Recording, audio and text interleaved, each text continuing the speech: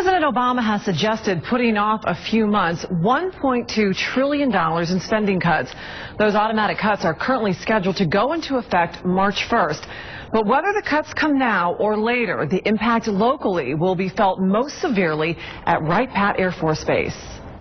Congress has until March 1st to prevent across-the-board budget cuts that would essentially take a meat cleaver to the defense budget. For the Air Force, it would mean an immediate $1.8 billion shortfall in overseas contingency operations funding. And by September, the reduction could add up to $12.4 billion.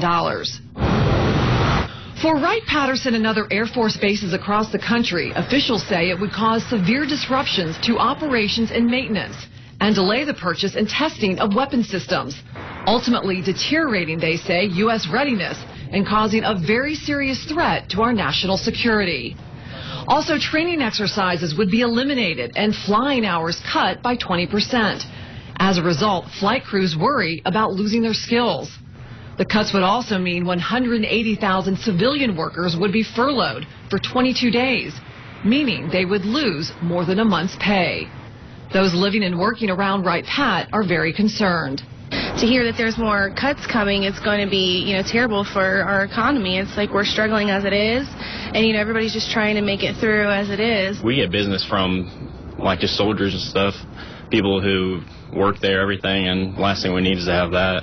While President Obama recently suggested pushing back the cuts, he stated the U.S. can't continually operate under a cloud of crisis. Our Commander-in-Chief is committing malpractice on the Department of Defense.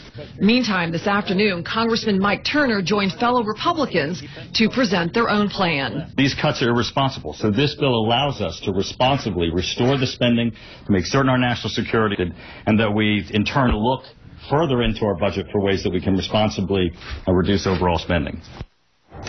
Now, Turner's plan would pay for 1 year of both defense and non-defense sequestration by requiring a reduction in the federal workforce through attrition and a pay freeze for members of Congress.